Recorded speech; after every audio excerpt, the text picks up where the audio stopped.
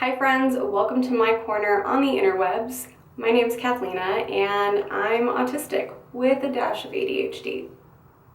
Maybe a little more than a dash. Today I wanted to film a follow-up video to the first video that I filmed and posted, talking about why I thought that I could potentially be on the spectrum and discussing steps moving forward to potentially, hopefully, getting a diagnosis. Well, a few months have passed since that video, and I went through the assessment and officially received my diagnosis of ASD level 1.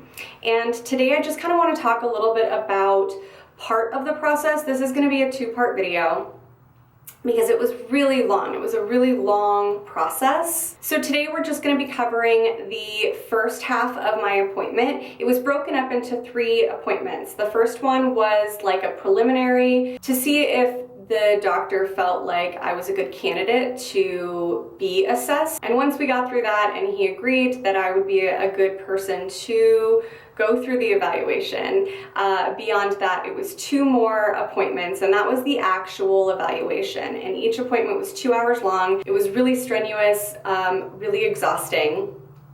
And then beyond that was the final appointment, which was him basically telling me his findings and whether or not I got the diagnosis and how he came to that conclusion. So today we're just going to be talking a little bit about the preliminary.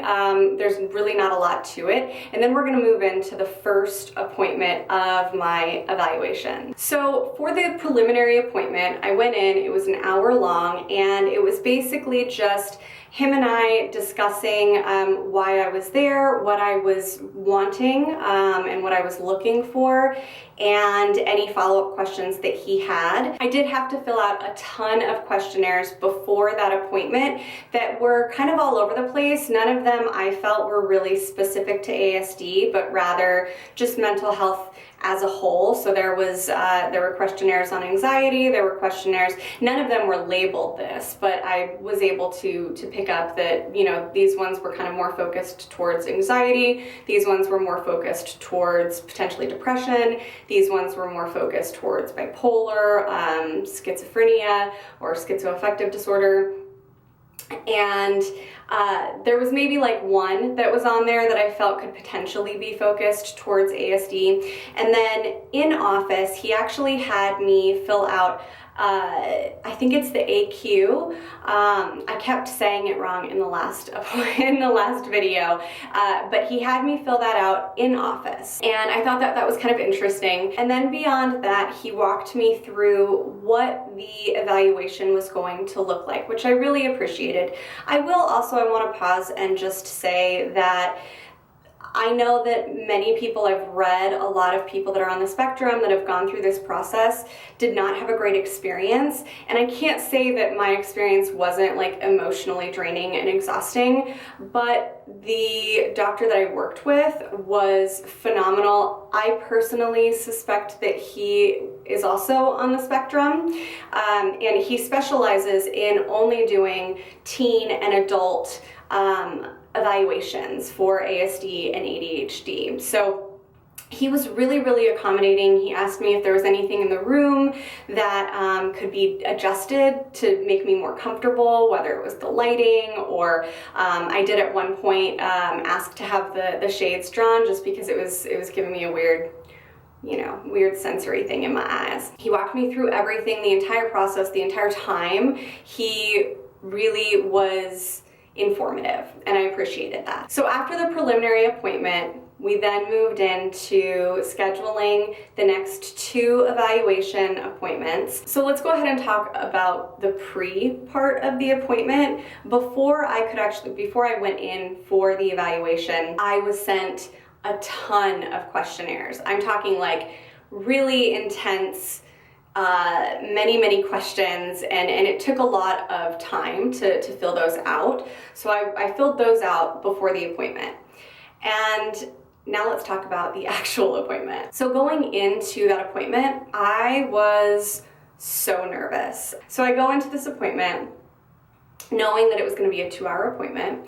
And the first thing that he had me do for that first appointment was to sit down and, again, in office, take this specific questionnaire that he had for me. And this one was 350 questions. It took me about half of the 2-hour appointment just to complete that questionnaire. He told me after I had finished the questionnaire that it was more of, it wasn't necessarily ASD focused, but was more of kind of like an overall personality, like mental health personality questionnaire. I'm not really sure. I will say that there were some questions on that questionnaire though that really kind of made me think and wonder, just because I personally just didn't understand them. Like one of them I believe was something along the lines of, I believe that 3 plus 6 equals 12 or something along those lines, and that was really confusing because obviously that's not the answer. But yeah, so it was kind of interesting to go through that, and there were a couple questions like that that made me just kind of confused. So after I finished that questionnaire, we moved into the first part of the IQ test.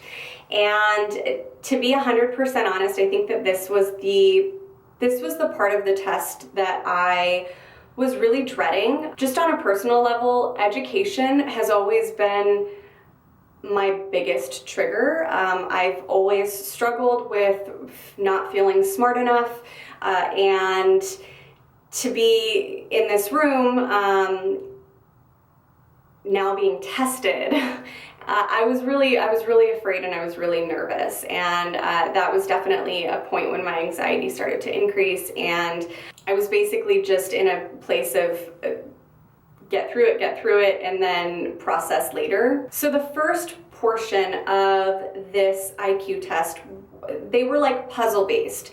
And I'm gonna be honest, up until the end, like the very last appointment when I met with him and got my diagnosis, I had no idea what any of these meant or what they were actually evaluating, which is probably a good thing when we're looking at IQ, because it just wasn't what I was personally expecting. I was expecting like, give me some math problems, which that did end up coming. But for the first section, it was really focused on puzzles. And so there was one where he gave me these like plastic cubes, and each side was, they were red and white cubes, and each side was a different color. So one would be all white, one would be all red, and then another side would be like diagonal, half red, half white.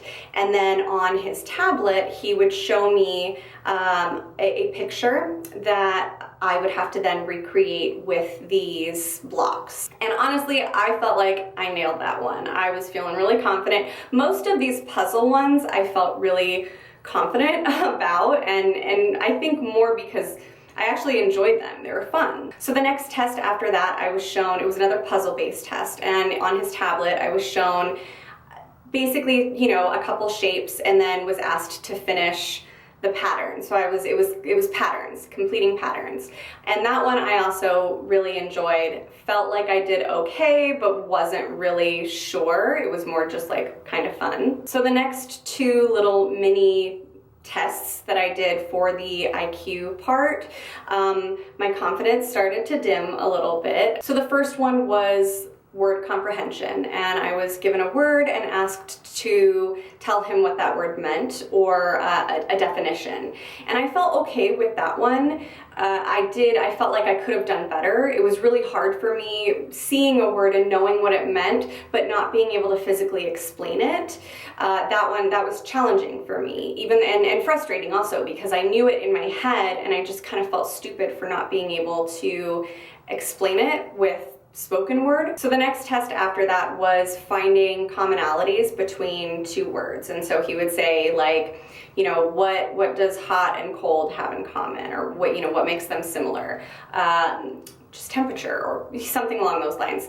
And I did okay for the first few on that, but I also found myself really struggling as we got a little bit deeper into that one, and having trouble finding commonalities between seemingly super opposite things. And that was basically it for the first portion of my ASD assessment. I left that day feeling so drained, kind of like a deflated balloon. I believe that I spent the majority of the rest of that day kind of in bed processing. So that's it for part 1 of my ASD evaluation. Be sure to hang out, stick around for part 2. Part 2 is going to be finishing up that evaluation and what that process looked like, and also the last final appointment with what my results were. I'll see you guys in the next video.